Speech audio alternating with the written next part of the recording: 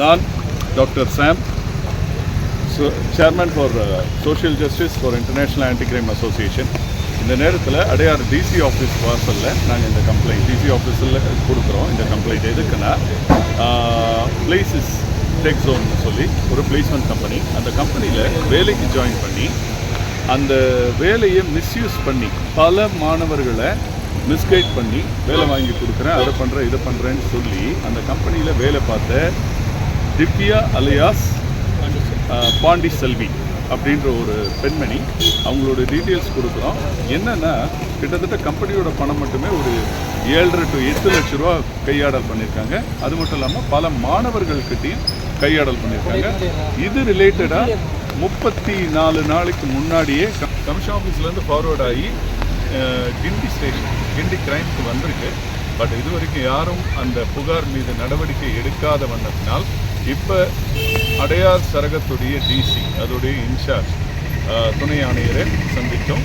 அவர் எங்களுக்கு இம்மீடியட்டாக ஆக்ஷன் எடுக்கிறேன் அப்படின்னு சொல்லி இப்போ இன்னொரு கம்ப்ளைண்ட் எழுதி வாங்கியிருக்காங்க. இது எவ்வளோ நாள் எடுக்க போகுதுன்னு தெரியல.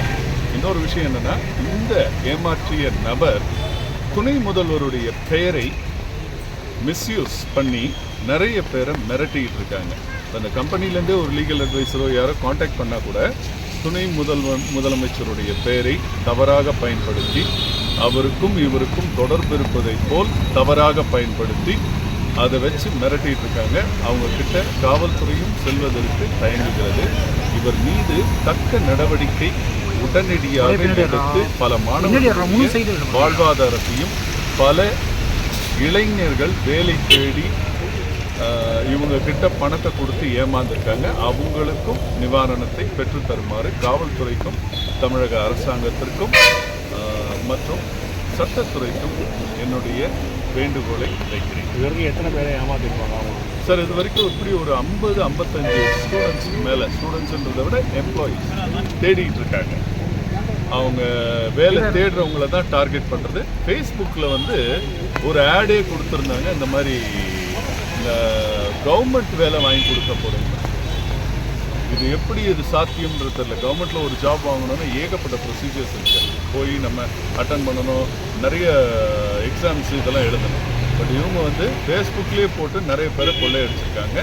இதுதான் இந்த லேடி, இந்த லேடியோடைய ஃபோட்டோ.